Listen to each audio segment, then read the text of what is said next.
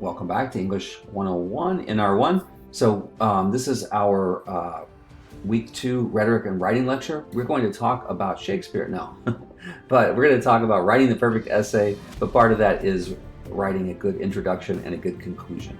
So let's talk about what is the function of an introduction and a conclusion, and jump right in and talk about how you can write a good introduction and conclusion.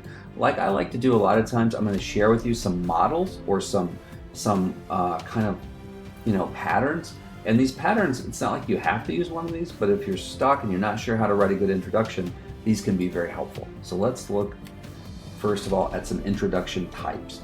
So these are, you can see over here I have 4 and over here 3. So 7 different types of introductions. These are just ways to start your paper. Now, always in your introduction, at least the kind of essays that we're focused on, I think you want to be able to say something about your topic to get the reader's interest. Sometimes we call that a hook. And then you want to state your thesis. That's what I'm looking for in your introduction. 1 or 2 paragraphs usually. Hopefully, 1 good paragraph. Sometimes we call this forecasting because you're kind of predicting or explaining what's going to come in the essay. So you could do one of these things. One way would be to explain why your topic is important. You just let readers know that's why this is an important topic. You just explain that, then you state your thesis. So decision making is a really important topic because it can determine, your future by making good or bad decisions. And so that's why I'm going to write this essay about decision making, and I'll outline my 3-step process for making a good decision. That could be an introduction, right? You're just saying why it's important. You could provide some background information. Maybe tell your audience something about either your own experience or just in general, somebody who made it, why making good decisions maybe is a little bit of background on that, how to make good decisions or something with you. Telling a story, that's narrative writing. And telling a story, we're hardwired for stories, I think, as human beings. And so when somebody starts telling a story, my ears perk up and I listen. So you could tell a story about maybe a time you were trying to make a decision or a time you made a decision, and that could lead into stating your thesis. You could quote a famous person who talks about decision making. You could provide some relevant statistics. 90% of people struggle with to make decisions, right? And so that could be, another way. Common ground. Common ground is the idea that you're looking for things that you have in common with your reader. So you can probably even saying things like, most of us have struggled to make good decisions. You probably have, I have, and this common ground. Describing something, give a description, maybe telling about how you agonized over making a decision once because you didn't have it, and talk about how you were biting your fingernails and you were pulling your hair out, and you were, that could be a description, right? And that could lead into, that's why decision making is difficult, but we need a good process to do it. All right, so these are introduction types. What I want to do is just go through some of these with you. And if you want to do this right, probably I should have put that on the slide, but you have these 7 types, right? I'm going to show you an example of each one of the 7. So as I go through them, you might want to pause before I tell you and try to guess which each type is, if that makes sense. So this first one. In the late 1990s, President Clinton began an initiative to reduce tobacco use by children. That starts our introduction, right? And then it goes through and talks about how during the Clinton administration, there was a lot of work done to sort of reduce tobacco use among children. And then we have a thesis statement right here at the end that's going to lead into our essay. This is going to be an essay about this topic.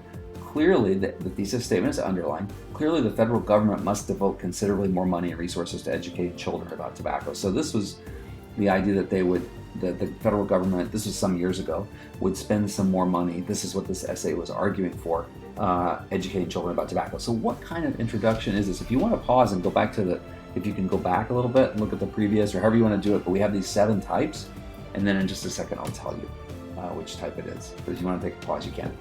I think this is an example of providing background information, right? Because maybe we didn't know all this stuff that had been done already during the Clinton administration, so we're getting a little history or background. And again, that can be a great way to introduce an essay. All right, this one. Music is the speech of angels. Notice our punctuation. That should give it away. Wrote Thomas Carlyle, famous person. Thomas Carlyle said, music is a speech of angels. And it goes on to talk about what I would call music therapy. And down here it says, in fact, research studies show that music has the power to heal and work medical miracles. So we're going to have an essay that's arguing that music can really heal people, right? There's our thesis statement. So what type is this? If you want to pause it and think about it for a minute, if we go back to 2 slides here, we can see that that is a quotation, right? We're using a famous person's words to get the attention or hook the reader, and then jump in and talk about how research studies have shown that music can heal people. All right, you can probably almost just look at this. I feel like I could without reading. Of course, I've seen this a few times, used this example before, but here we have, this is from an essay many years ago. It has nothing to do with Morton College, by the way, if you're wondering. I did not write this. This is from about 7 years ago or more maybe, and it was in an essay that I took from a textbook. But we have been doing a lot of construction at Morton, so some people thought I was talking about Morton, but I'm not.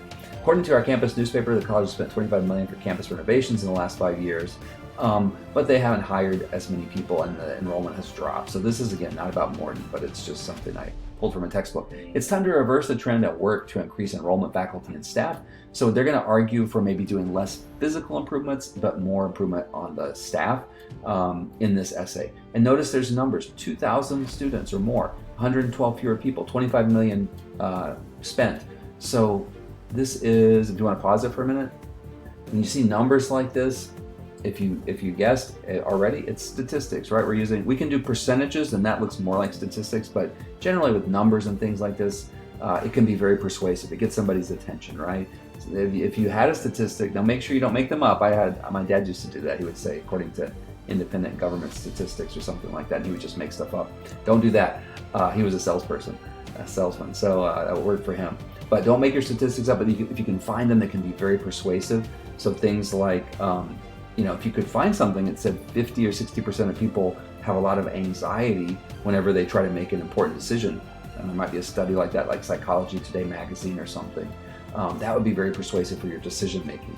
But it doesn't always work for every essay, but statistics is one good way to start something, introduce something. All right, this one, notice this in bold is important. We're talking about tobacco again. I pulled this from a unit that had to do with tobacco in an old textbook that I used to use. Teenagers and younger children are particularly vulnerable to the seductive advertising. So we're talking about, in the 80s and 90s and even in the 2000s, we had a lot of cartoon characters on cigarette ads like Joe Camel and people like that. And so there's a lot of outcry about that. And this is kind of what this is responding to, how kids are really vulnerable. They see like Fred and Barney, if you know the Flintstones, they used to advertise cigarettes. That was a long time ago. So this is a concern for people, and here's the thesis. While we cannot force national advertisers to stop running magazine advertisements, we can lobby local officials to ban cigarette advertisements on billboards. So they're arguing in this essay, we're going to argue to not have billboards that show, dinosaurs and Fred and Barney and cartoon characters and stuff smoking to advertise to children, because they notice this bold part is very important. Younger children, teenagers and younger children are particularly vulnerable to this kind of advertising, they say in this essay. So if we go back to our, if we go back to the beginning here, what's going on here? And I think we're talking about probably why this topic is important, because because we want children to be protected, and they're particularly vulnerable to this. So might be saying why the topic is important. All right, this one, almost there. Hands flying, green eyes flashing, spittle spraying, Jenny howled at her younger sister Emma. People walking by, gawking at the spectacle as Jenny's grunts emanate through the. So we can hear Jenny, we can see Jenny. Jenny was angry, very angry. So it's going to be an essay about how people deal with their anger, how Jenny in particular deals with her anger, and we have a description. I'll just say that right away because I want to keep moving here. I want to not make this video too long. Okay, 1 or 2 more left. The morning of my job interview starts out in what's called time or chronological order. I woke up an hour earlier than usual, took special pains with my hair and makeup. I ate a light, sensible breakfast, and it goes on step by step throughout her day. And then finally what happens is she tries to go to her job interview. She gets there finally, she makes it on time. The person who's supposed to interview her doesn't make it because she got trapped in her garage, or her garage door opener wouldn't work. She couldn't get her car out and she didn't make it to work. So she didn't get the interview. And that's when I knew for sure modern conveniences can be downright inconvenient. So she's going to write an essay arguing about how some of our things that are supposed to make life more convenient and easy, time-saving devices, we call them, sometimes waste time. So what's this? Well, it's kind of a story, right? So we'd call that a narrative. And sometimes we can tell a story. That's a way to introduce an essay. All right, think back to when you were in high school. Remember the kids who caused all the trouble, the ones who disrupted the teacher and made it difficult for the rest of the class to learn? They were the students who did not want to be in school. So they're asking you to think about something that you remember, that they remember, and then they're arguing for, we should get rid of compulsory attendance in high school. Everyone would be better off. That's what they're going to argue for. So if you want to pause this and think, what is this? You can, and if you did, that's fine. If not, that's okay too. It is common ground. We're looking for common ground because it's asking, remember, you had that experience, I had that experience in high school. Remember what that was like? And then stating their thesis down here at the end. And this is a good introduction, and it's finding common ground. All right, last thing here we're going to do. I'll try to go through these quickly too to make this about 15 minutes or less. Conclusion types. So we've got 6 types of conclusions I also want to share with you. Each one of these is fine. You don't have to use one of these, again, just like the introduction types, but these are great ways to kind of finish an essay. The significance of your main point. So again, you might have done that in the conclusion. So, in the introduction. So if you did, I wouldn't do it in both, but if you didn't, it's a good strategy to tell people, this is why I told you this story. I told you this whole story about decision making so I could make this point. So what's the significance? Why is this important? A summary. Particularly if you have a longer essay that goes 3, 4, 5 pages, a summary can be very good because if you summarize at the end, it might help the reader remember all your main points. If you have a pretty short essay, summary is not such a good strategy because most people can remember if you're only like a page or 2, right? So summary can be good though. Explain the consequences using the word if. Almost always if comes up. If, explain the consequences, predict the consequences. Tell somebody what's going to happen if they listen to you, or what might not happen if they don't listen to you. So if we don't change our ways, wildfires are going to increase, flooding around coastal areas is going to increase, all these like things that are related to climate change that you hear about so much these days. You could make an argument for consequences around that are maybe we're already seeing from not changing 30 years ago. Final point, if you have a powerful point not appearing in your body, you can use it in the conclusion. So maybe you had 4 points you wanted to make, but I've already put 3 points in the body. Do I want to do a conclusion, or do I just add 1 more point? If it's a very nice, strong kind of point, I would say that would be a good conclusion, potentially. Call to action. You're asking the readers or imploring the readers, asking them to take action, to do something, to change their behavior. Can be a great conclusion depending on what kind of essay it is. Even our essay, you might say, so the next time you make a decision, think about my 4-step process for decision making and see if that can help you make a better decision. So you'd be asking somebody to use your process for decision making or consider it. Or finally, you can end with a question. This is what we call a rhetorical question. Remember, the name of our class is Rhetoric 1. Rhetoric is using language effectively. So a rhetorical question is the kind that's not meant to be answered. You've probably heard of that before, but just so you know, you ask a question right at the end. If we don't do anything in terms of having a process to make decisions, will we make the best decision possible? Question mark, end of essay, right? So it's kind of like a way of just leaving the reader with something to think about. So let's see if we can find an example of each one of these real quickly, and we will be done for the week in terms of our videos. Unless you're watching this one first, then there's 2 other ones. So once again, if you want, this is a little hard because we're looking at the last paragraph of an essay. This is the conclusion, so it's a little out of context. Once again, if you want to be successful as a student, it's necessary at minimum to have a plan of action. One thing you can do is have a plan of action to be a successful student. Be as organized as possible. Second thing you can do to be a successful student is to be as organized as possible. And number 3, do everything in your power to maintain a positive attitude. With these 3 areas covered, now notice we're repeating these. They must have been mentioned earlier and explained in the body. So we're saying this again, which is if you haven't guessed, a summary. So this is a summary conclusion where you just mention your 3 main points again. This would be a very easy thing to do when you're writing a decision-making essay, like the one that you'll be writing for essay 1, because you could say, remember my 3-step process for 4-step process or whatever for making good decisions is make a pro and con list, talk to a trusted friend, consider your alternatives, and let it sit overnight. Whatever. There's a great decision-making process. You can use that if you want to. I'm just kidding, but you could. All right. Who will be there in the airport to meet him? What is his home like? Who brings him coffee the way he likes it? This is a strange conclusion, right? But if you read the whole essay, this particular essay, it's all about an elderly gentleman. He comes onto an airplane. The stewardess is kind of like reluctant to be around him because he seems sick. And she's like almost afraid of getting sick being around him. But as the flight goes on, she kind of takes a liking to him and tries to take care of him. And then she worries about him as he's leaving the plane. Like, he seems so alone and kind of frail and weak and everything, and she's wondering who will be there. So this is an example of what kind of conclusion? A question, right? A series of questions. And this is a great essay. It's a really nice essay. It's from another textbook that I use for another class. And it's good because it just leaves us wondering. And you really think about how we interact with each other, how we care for each other. Even strangers sometimes can have an effect on someone. Without well-qualified teachers, schools are little more than buildings and equipment. If higher-paying careers continue to attract the best and bright, we do have a teacher shortage, by the way, if anybody didn't know that. It's going on not only in colleges, but I mean in high schools, elementary schools. You hear a lot these days that there just aren't enough teachers. This is actually from an older essay, but it seems to still be true today.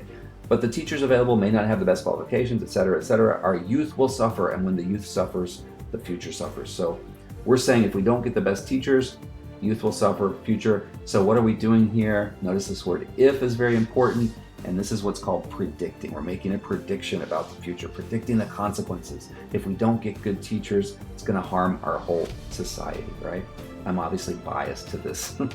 I have believed that. All of us really share the responsibility for the health of our planet. Ignoring the problems will not make them go away. However, focusing on our efforts on taking positive steps to protect the environment will make the difference that our children and grandchildren will thank us for. So we're asking somebody to do something, to take steps. So this is what's called a call to action. And that can be a good conclusion. You can probably do that even with your decision-making process. Again, you could say, recommend that they take your advice and use your decision-making process.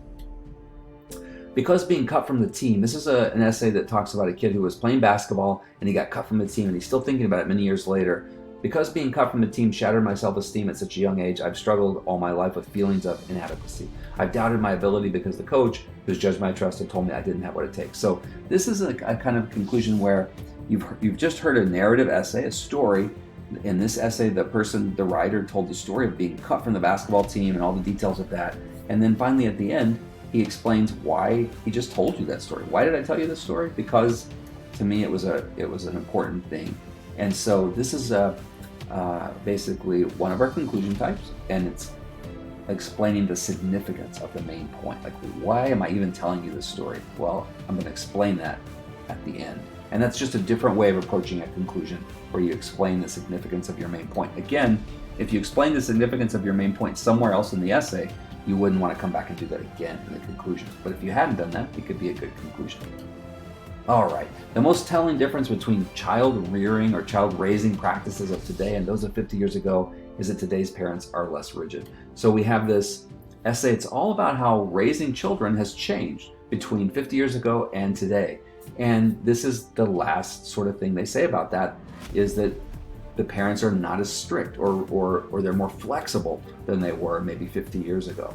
So this is what's called a final point. This is just the one thing. They told you maybe 3 things that have been different, but then the most important difference is that just in general, parents are more flexible, according to this essay. So that's the conclusion. And that's our last one. And I'm going to stop there, but remember, these are the conclusion types. Go back, and the introduction types. Whoops. These are the introduction types. These are all in Blackboard. I put the PowerPoint there too if you want to review these. And as you write essay number 1, especially your introduction is going to be important. So the conclusion, you may not really be there on the first draft, and that might be something you add into the second draft. But you do want to really think about your introduction at least on this first essay. So let me know, as always, if you have any questions through email or come to my office hours, and I will see you either in office hours or next week. Thanks.